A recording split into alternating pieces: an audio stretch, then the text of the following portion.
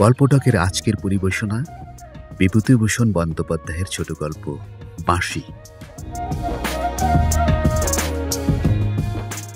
আপনাদের কাছে একটি সবিনয় নিবেদন, যদি আমাদের চ্যানেলটি আপনার ভালো লেগে থাকে তাহলে দয়া করে সাবস্ক্রাইব করুন এবং লাইক কমেন্টস করে আমাদের অনুপ্রাণিত করুন।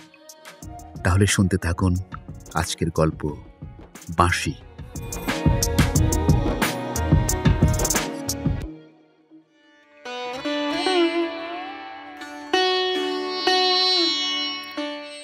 আজও আবার সে ভাঙা বাঁশিটা লইয়া গোল বাঁধিল। বহুদিনের একটা পুরাতন বিবর্ণ পিতলের বাঁশি। মুখের দিকটা খানিকটা ভাঙিয়া গিয়াছে, ছিদ্রগুলি আর নিখুঁত হইয়াও নাই। আস্তাকুরের আবর্জনায় ফেলিয়া দিলেই হয়। এমন একটা পুরনো বাঁশি ছোট বউ কেন আঁকড়াইয়া থাকে, একথা বহুবার ভাবিয়াও সুলেখার শাশুড়ি কোনো সিদ্ধান্তে আসিতে পারেন নাই। প্রায়ই বাঁশিটা লইয়া গোল বাঁধে, আর লক্ষ্মী ছাড়া হতভাগা ছেলেটাও যদি কথা শোনে, না, ওই বাঁশিটাই তার চাই। আজও গোল বাঁধিল। সুলেখা অনেক যত্নে টুলের উপর দাঁড়াইয়া অনেক কষ্টে বাঁশিটাকে খুব উঁচুতে তুলিয়া লুকাইয়া রাখিয়াছিল। খোঁকা খুঁজিয়া খুঁজিয়া বাহির করিয়াছে এবং ঘরের মেঝেতে বসিয়া অবাধ্য কাঠের ঘোড়াকে তাহার দ্বারা সজোরে আঘাত করিতেছে। সুলেখা ঘরে ঢুকিয়া দাঁড়াইয়া রহিল। একবার ভাবিলে কিছু বলিবে না, কিন্তু কেমন একটা তীব্র বেদনা তাহার সমস্ত মনের গহনে ম্লান হইয়া উঠিল। নিকটে এবং দূরে, সুমুখ এবং পশ্চাতে কিসের এক কল্যাণময় সুরে যেন শ্রান্ত গতিতে বাজিতে লাগিল। করুণ সুর, কিন্তু সজীব। সুলেখা খোকার নিকট আগাইয়া গেল। গায়ে হাত বুলাইতে বুলাইতে আস্তে আস্তে বলিল, তোকে একটা নতুন বাঁশি কিনে দেব। খোকা জবাব দিল না। ঘোড়া কিছুতেই চলিতেছে না, তাহা লইয়া সে ব্যস্ত। সে ঘোড়ার উপর কয়েক ঘা লাগাইয়া বলিল, চল ঘোড়া চল, হ্যাট। সুলেখা বলিল, লক্ষ্মীটি দে। মুখ ফুলাইয়া খোকা বলিল, না। এবং এই না বহু চেষ্টাতেও হাতে পরিণত হইল না। বাঁশিরে অযত্ন সুলেখা সহিতে পারে না। হাত হইতে বাঁশিটা টানিয়া লইয়া, তোকে পয়সা দেব, দে। খোকা আঁকড়াইয়া ধরিয়াছে, কিন্তু সুলেখারও যেন আজ কিরকম এক রোগ চাপিয়া গিয়াছে। বাঁশি তার চাই চাই। সে খোকার গালে অকস্মাৎ রাগের বশে ঠাস করিয়া গোটা কতক চড় মারিয়া বসিল। হতভাগা লক্ষ্মী ছাড়া ছেলে, কথা শুনে না। কি হবে তোর এ ভাঙ্গা বাঁশি নিয়ে? সেদিন কিনে দিলাম, সেটাই হবে না, এটা চাই, লক্ষ্মী ছাড়া। বলিয়া সুলেখা খোকার পিঠে আরো কয়েকটা চড় বসাইয়া দিল। চড় খাইয়া খোকা চিৎকার করিয়া কাঁদিয়া উঠিল। শব্দ শুনিয়া মা আসিলেন এবং অন্যান্য আত্মীয় স্বজন এই নিত্য নৈমিত্তিক উপভোগ্য ব্যাপারটা দেখিতে ছুটিয়া আসিতে ভুলিলেন না। পিসি এ বাড়িতে বহুকাল ধরিয়া আছেন এবং বড় বউয়ের দিকে টানিয়া মন রক্ষা করিয়া চলিতে অভ্যস্ত। পিসি বলিলেন, তোমার যে কবে জ্ঞানগম্যি কিছু হবে, তাই এতটা বয়স হলেও আমি বুঝলাম না ছোট বউ। সুলেখা কথা কহিল না, চোখ দিয়া জল গড়িতে লাগিল। বড় বউ আজ অত্যন্ত চটিয়া গিয়াছেন। ছোট বউ সুলেখাকে অত্যন্ত স্নেহ করিলেও এবং তাহাকে ছোট বোনের মতো দেখিলেও খোকার পিঠের দাগগুলি দেখিয়া মার হৃদয় সহসা কাঁদিয়া উঠিল। তিনি টান মারিয়া পাঁচিলের উপর দিয়া বাঁশিটা বাহিরে ফেলিয়া দিলেন।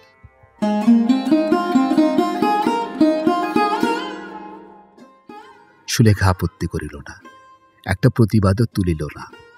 যেমন ভাবে দাঁড়াইয়াছিল ঠিক তেমনি দাঁড়াইয়া রহিল। কিন্তু সমস্ত চোখে মুখে এক নিদারুণ বেদনা জাগিয়া উঠিল। বর্ষার দিনে সমস্ত আকাশে যেমন করিয়া মেঘ ভারাক্রান্ত হইয়া সজল নয়নে চুপ করিয়া থাকে, তেমনি গাঢ় বেদনায় সে একান্ত নিরুপায়ের মতো চুপ করিয়া রহিল। সন্ধ্যা হইয়া আসিয়াছে। সমস্ত আকাশ ভরিয়া কালো আবছা অন্ধকার নামিয়া আসিল। দূরের গাছটার পাশ দিয়ে সূর্যদেব নামিয়া যাইতেছেন। সবকিছুর মধ্যে আজিকার মতো বিদায়ের ধ্বনি। সুলেখা ছাদে আসিয়া ছাদের আলিশা ধরিয়া দাঁড়াইয়া রহিল। আজ যেন কিছু ভালো লাগে না। এই পরিপূর্ণ সন্ধ্যা, এই মিষ্টি সুন্দর হাওয়া, এই আলো, এই বাতাস, সবকিছু যেন তিক্ত বেদনায় ভরিয়া গিয়াছে। বাতাসের রোজকার মতো আছে সেই সুর, সেই ছন্দ, তবু যেন ভালো লাগে না। হৃদয়ের কোনো তন্ত্রী যেন কিসের আহ্বানে আবার নিবিড় হইয়া উঠিল। বিগত জীবনকে সে কতভাবে কত দিক দিয়ে ভুলিতে চাহিয়াছে। কর্মের মধ্যে নিজেকে সযত্নে নিয়োজিত রাখিবার কত চেষ্টায় না সে দিনরাত করে, তবু পারে না। ওই বাঁশিটা যেন তাহাকে সজোরে তাহার গত জীবনের মধ্যে লইয়া আসে। সুলেখা ছাদ হইতে সেই বাঁশিটার দিকে তাকাইয়া রহিল। একটা ইটের উপর বাঁশিটা চুপ করিয়া শুইয়া আছে। সুলেখার দুই চোখ জলে ভরিয়া গেল।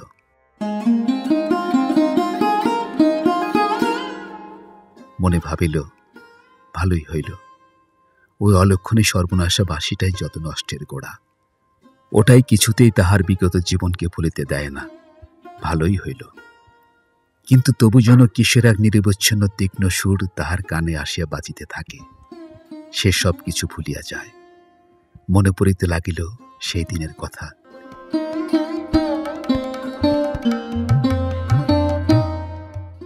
যখন এ গৃহে প্রথম সে আসে, বয়স আর তখন কতই বা হইবে, ওই বছর 15 বা 16 বা তারও কম।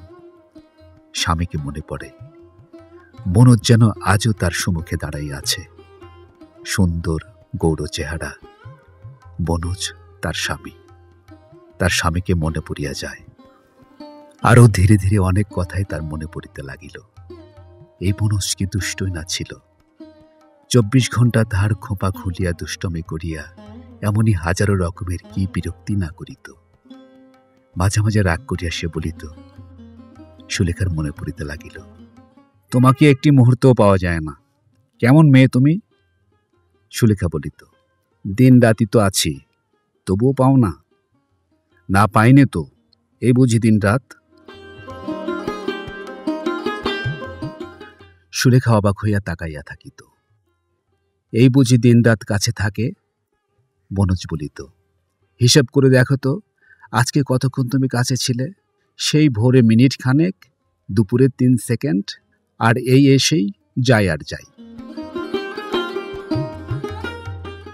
সুলেখা প্রতিবাদ করিত না, কারণ করিয়া লাভ নেই। বলিত, মা বসে আছেন সেই কখন থেকে, আর ওরা সবাই কি ভাববেন, যাই। এমনি কত টুকরো টুকরো কাহিনী মনে পড়িতে লাগিল। কিন্তু বনেজের একটি প্রিয় জিনিস ছিল বাঁশি বাজানো। তন্ময় হইয়া সে বাঁশি বাজাইত এবং এই একটিমাত্র সময়ে সে সব কিছু ভুলিয়া যাইত। সংসার মুছিয়া যাইত দৃষ্টির সম্মুখ হইতে। সমস্ত কিছু সুরের ছন্দে নাচিয়া বেড়াইত। কি সুন্দর বাজাইতেই না সে জানিত। সুরের উপর সুর সৃষ্টি করিত এক অপরূপ রূপ জগতের।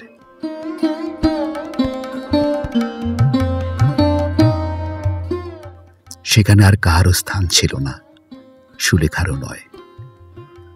এ সময় সুলেখা আসিয়া কাছে দাঁড়াইলেও সেই দিকে তাহার বিন্দুমাত্র খেয়াল হইত না, হয়তো চোখ পড়িয়াও পড়িত না। এই সুরের রাজ্যে বনোজ ছিল একান্তই একক। ইহার গণ্ডি পার হইয়া সুলেখাও কখনো সে রাজ্যে প্রবেশ করিতে পারে নাই। এখানেই ছিল তার দুঃখ। সে স্বামীর কাছে গিয়ে দাঁড়াইত, বনোজ একবার ফিরিয়াও তাকাইত না। সুলেখার রাগ বাড়িয়া যাইত। সে হয়তো টান মারিয়া বাঁশিটি তাহার হাত হইতে ছাড়িয়া লইত। 2-1 বার একটু আপত্তি তুলিয়া বনোজ চুপ করিয়া থাকিত। সুলেখাকে সে এতই ভালোবাসিত যে অত্যন্ত রাগ হইলেও কখনো তাহাকে ব্যথা দিতে পারিত না। বলিত, সু, তুমি অমন করে কখনো বাঁশি কেড়ে নিও না আমার কাছ হতে। সুলেখা জয়ের আনন্দে আত্মহারা হইয়া বলিত, বাঁশি তুমি আর কখনো বাজাইতে পারবে না। ম্লানভাবে তাহার দিকে তাকাইয়া সে বলিত, কেন? সুলেখা রাগিয়া বলিত, কেন দিনরাত শুধু বাঁশি বাজাবে তুমি? আমি কতক্ষণ থেকে দাঁড়িয়ে রয়েছি। বনোজ কোলের কাছে তাহাকে টানিয়া লইয়া যাইত। আদর করিয়া বলিত, এই কথা, বেশ তো, এসো। বলিয়া এমন দুষ্টুমি করিতে আরম্ভ করিত যে বাধ্য হইয়া সুলেখা বলিত, তোমার কেবল দুষ্টুমি, ছাড়ো। বাহ, তোমার সাথে দুষ্টুমি করতে পারবো না? না। বেশ। বনজ হাত পা ছাড়াইয়া চুপ করিয়া নির্বিকার বসিয়া থাকিত। বেশ, না করলাম। বলিয়া বাঁশিটি হাতে তুলিয়া লইত। ধা করিয়া সুলেখা আবার তাহা কাড়িয়া লইয়া বলিত, না, এখন থাক বাজানো। বেশ, না হয় দুষ্টুমি করো, কিন্তু দেখো তো এই সন্ধ্যাবেলা শেষে কে কি বলে বসবে। বনজ আদর করিয়া তাহাকে কাছে টানিয়া লইয়া বলিত, কেউ কিছু বলবে না। এমন কত কথাই তাহার মনে হইতে লাগিল। সেসব কথা এত ছোট, এত ক্ষুদ্র যে কোনোদিনই মনে রাখার মতো নয়। তবু প্রত্যেকটি কাহিনী, প্রত্যেকটি শব্দ, প্রত্যেকটি ছন্দ যেন কত চেনা, কত পরিচিত। ভুলিতে চেষ্টা করিয়াও যেন ভোলা যায় না। স্মৃতির কোন অতল দেশ হইতে আপনি উঠিয়া আসে। বসন্ত ঋতুতে যেমন করিয়া দক্ষিণের বাতাস সমস্ত কিছু ভরাইয়া দিয়া যায়, তেমনি করিয়া সেই সব গত কাহিনী মনের কোন গহ্বর হইতে উঠিয়া আসিয়া সুরে, ছন্দে, গানে এবং প্রাবল্যে, উত্তেজনায় আর আনন্দে তাহাকে মাতাইয়া দিয়া যায়, তাহাকে বিভোর করিয়া তোলে। সে আচ্ছন্ন হইয়া যায় সেই রূপের মোহে, সেই সুরের ধরিতে, সেই ছন্দের বিচিত্র বর্ণে এবং গন্ধে। ভুলিতে চাইলেও ভোলা যায় না। এমন ক্রিয়া কত কি সুলেখা ভাবিতেছিল। নিজ হইতে মা ডাকিলেন, বৌমা। বড় বউ ডাকিলেন, ও ছোট, কোথায় তুই? নিচে আয়। সুলেখার ডাক শুনিয়া নিচে আসিল। বড় বউ বলিলেন, তোমার জন্যে খোকাটা অতবার বেড়েছে, এখন বোঝো মজাটা। একদিন তুমি না খাইয়ে দিলে চলবে না। ভাত নিয়ে কতক্ষণ সাদাসাদি হলো, খাবে না। সুলেখা কোনো কথা বলিল না, খোকাকে খাওয়াইয়া দিতে লাগিল। ইহাকে খাওয়ানো একটা মহাযুদ্ধ জয় করা হইতে কম নয়, এবং একমাত্র সুলেখাই তাহা পারে। খাইতে বসিয়ে অন্তত সহস্র আবদার রক্ষা না করিলে সে কিছুতেই খাইবে না। সুলেখা ইহা জানে, কিন্তু আজ তার কোনো দিকে ভালো লাগিল না। বলিল, বুড়ো ছেলে এখনো নিজে খেতে শেখেনি, পারবো না আমি তোকে রোজ খাওয়াতে, খা। সুলেখা বুঝিতে পারিল আজ খোকার ভালো করিয়া পেট ভরে নাই, কিন্তু কোনো কথা বলিল না। রাগ করিয়া এমন করিয়াছে, এ কথা মিথ্যে। কেন যেন ভালো লাগিল না। যাকে এক মুঠো বেশি খাওয়াবার জন্য উদ্বেগের আর তাহার অন্ত থাকে না, আজ তাহাকে পেট ভরিয়া খাওয়াইয়া দিতেই যে কেমন এক বিশ্রী আলস্য। মনের সমস্ত কিছু ভরিয়া শুধু বনজ, শুধুমাত্র বনজ, আর কেউ নাই। এই পৃথিবী, এই বিরাট জগতের যা কিছু সব আজ নিঃশেষে এই বিধবা তরুণীটির নিকট হইতে মুছিয়া গিয়াছে। কেবলমাত্র বনজ আজ সেখানকার অধীশ্বর, কেউ আর কোথাও নাই। সব ফাঁকা, সব খালি। খোকার খাওয়া পর্ব শেষ হইলে সুলেখা সংসারের ছোটখাটো কাজ করিল। আজ কাজ করিতেও কেমন এক তৃষ্ণা। দেখিল মায়ের সন্ধ্যা আহ্নিকের ব্যবস্থা পর্যন্ত এখনো হয় নাই। খোকার এবং অন্যান্যের বিছানা খালি পড়িয়া আছে, চাদর পাতা হয় নাই। বড় ঠাকুরের আসিয়া গামছা চাই, অথচ র্যাকে গামছাটা পর্যন্ত ঝোলান নাই। এসব কাজ সুলেখাই করে, এবং করিতে না পারিলে দুঃখিত হয়। কিন্তু আজ কিছু ভালো লাগিল না। কেমন যেন একটা অবসাদ সমস্ত মাথার ছিদ্র দিয়া যে অন্য কাহারও কথাই মনে ঢুকিতে লাগিল। ছোট ননদ মিনু আসিয়া বলিল, বৌদি, আমার পড়াটি একটু দেখিয়ে দেবে, চলো না। চল বলিয়া তাহাকে পড়াইতে বসিল। কিন্তু আজ কি যেন কিছু ভালো লাগে না। পড়াইতে পড়াইতে অকস্মাৎ কখন মনে পড়িয়া গেল, সন্ধ্যা হইলেই বনজ ওই বাঁশিটি বাজাইতে বসিত, আস্তে আস্তে সুর তুলিত গানের। মিনু বলিল, তারপর কি হলো বৌদি? কি হবে বলে দাও না। বৌদি বলিল, বাঁশির ইংরেজি তাও জানো না? মিনু বলিল, বাহ, তা বুঝি জিজ্ঞেস করেছি। বৌদির মন অবচেতনা হইতে ফিরিয়া আসিল। বলিল, আজ থাক বোন, আজ ভালো লাগছে না। ধীরা কইরে? কে, বড়দি? হ্যাঁ, সে তো আজ স্কুল হইতে বাড়ি আসেনি। কেন রে? ওদের আজ প্রাইজ না কি? বললাম আমাকে নিয়ে যেতে, নিল না। বৌদি চুপ করিয়া রহিল। মিনু বলিল, আজ ওরা হোস্টেলে থাকবে, কাল সকালে আসবে। আচ্ছা। ধীরা থাকিলে তাহার সহিত গল্প করিয়া কিছুটা সময় তবু কাটানো যাইত। আজ তাহার উপায় রহিল না। অদৃষ্ট যখন খারাপ হয় তখন অমনি করিয়াই হয়। রাত্রি এদিকে অনেক হইয়া গিয়াছে, আকাশে একখণ্ড চাঁদ, তাহারই শুভ্র আলোকে সকল কিছু রঙিন হইয়া উঠিয়াছে। সামনের বাড়িঘর, দূরের ওই প্রান্তর সমস্ত কিছুর ওপর চাঁদের মিষ্টি আলো, কোমল স্পর্শ। সকালে ঘুমাইয়া পড়িল, রাতও কম হইল না। সুলেখার চোখে ঘুম নাই, ঘুম যেন এ রাজ্য হইতে কত দূরে পলাইয়া গিয়াছে, ঘুম নাই। সুলেখা জানলার নিকটে দাঁড়াইল, কিসের যেন একটা মিষ্টি শব্দ কত দূর হইতে ভাসিয়া আসিতেছে। দূরের ওই পল্লবিত বনানীর শ্রেণী পার হইয়া ছোট ঝর্ণাধারাগুলিকে পাশে রাখিয়া কোথা হইতে যেন একটা বাঁশির শব্দ ভাসিয়া আসিতে লাগিল।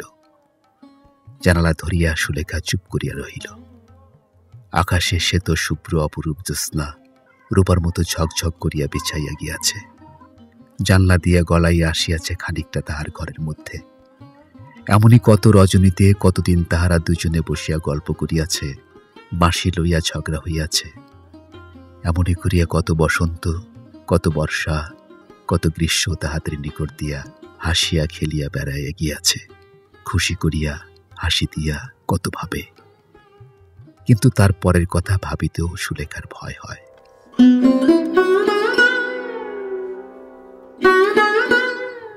তখন বৈশাখ মাস, এমন একটি সময়ে বনজের সর্দি হঠাৎ বসিয়া যায়। তা লইয়া জমে মানুষের টানাটানি, কিন্তু টানাটানিতে এক পক্ষই জিতিতে পারে। জয় হইল বিধাতার। অসুখের সময় বনজ বাঁশি বাজাইতে চাইত, ডাক্তারদের বারণে হইয়া উঠিত না। মৃত্যুর কয়েকদিন পূর্বে বনজ সুলেখাকে কাছে টানিয়া নেয়, বলে, আমার তো সময় হইয়া আসিল, বিদায় দাও সু। চোখের অশ্রু মুছিয়া সুলেখা কি বলিতে চাইতেছিল, পারে নাই। মৃত্যুর মতো হাসিয়া হাসিয়া বনজ বলিয়াছিল, যদি কিছু হয় এই বাঁশিটি তুমি রেখে দিও, ওর চেয়ে প্রিয় আমার কিছু নেই।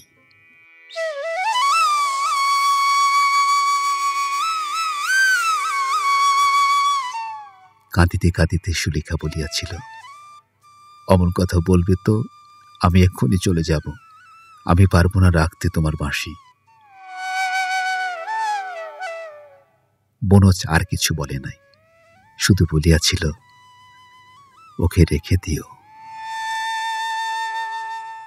তারপর কোথা দিয়ে কি হইয়া গিয়াছে আজ তাহা ভাবিতেও ভয় হয়। সুলেখা সে কথা ভাবিতেও শিহরিয়া ওঠে। মাত্র 3 বছর স্বামীর সহিত বাস করিবার পরেই তাহার সব ঘুচিয়া গেল। নারী যাহা লইয়া গর্ব করে সে তাহাকে হারাইল। তারপর কত বছর কাটিয়ে গিয়াছে, কত বর্ষা, কত বসন্ত ডাকিয়ে ডাকিয়ে ফিরিয়া গিয়াছে। গন্ধ ভরা উতলা বাতাসে কত দক্ষিণের গানিনা রূপের মাধুর্যে পুলকিত হইয়া উঠিয়াছে। কিন্তু সবকিছুর মধ্যেই যেন মস্ত বড় একটা দীর্ঘ ফাঁক, কি যেন হারাইয়া গিয়াছে। কিসের যেন অভাবে সমস্ত আলো, সমস্ত হাসি একটা বিরাট মিথ্যা হইয়া তাহার নিকট দেখা দেয়। কিন্তু প্রত্যহ রাতে যেন কি আসিয়া ওই বাঁশিটি বাজায়। সুলেখা ঘুমাইয়া পড়িলে যেন কাহার সজীব হস্তে বাঁশিটি সুর আরম্ভ করে। জাগিয়া থাকিলে বাঁশি বাজে না, কিন্তু ঘুমাইয়া ঘুমাইয়া প্রত্যেক রাত্রে সে ওই বাঁশির শব্দ শুনিতে থাকে। তাহার বৈদব্য জীবনের মধ্যে এই একটি মাত্র সান্ত্বনা, যা লইয়া সে আজও বাঁচিয়া আছে। আজ তাহার মনে হইতে লাগিল, কত দূর হইতে একটি বাঁশির করুণ সুর যেন ভাসিয়া আসিতেছে। কি করুণ সে সুর! প্রতিটি রেশের মধ্যে হইতে কে যেন শান্ত কণ্ঠে বিনয় করিয়া বলিতেছে, আমায় তুমি নিলে না, তুলে নাও, নাও। সুলেখার সমস্ত ইন্দ্রিয় আচ্ছন্ন হইয়া গেল, কিন্তু কি করিবে, উপায় নাই। ওদিকে বাঁশি যেন কাঁদিয়া কাঁদিয়া বলিতেছে, আমায় তুলে নাও, তুমি তুলে নাও। সুলেখা কি করিবে, অনেকক্ষণ বসিয়া ভাবিল। তারপর ধীরে ধীরে চোরের মতো পা টিপিয়া টিপিয়া বাহিরে আসিল। খিড়কির দরজা খুলিয়া প্রাচীরের নিকট আসিয়া সেই বাঁশিটির নিকট ধীরে ধীরে আগাইয়া গেল। কে এক ছায়ামূর্তি যেন বাঁশিটিকে হাতে করিয়া বসিয়া আছে। সুলেখা কেমন বিহ্বল হইয়া উঠিল। চিৎকার করিয়া উঠিতে চেষ্টা করিল, পারিল না। তারপর কিসের এক উন্মাদনায় আগাইয়া গেল এবং সেই ছায়ামূর্তির হাত হইতে বাঁশিটি তুলিয়া বুকে চাপিয়া ধরিল। ছায়ামূর্তি খুশি হইয়া উঠিল যেন, কিন্তু কিছু বলিল না।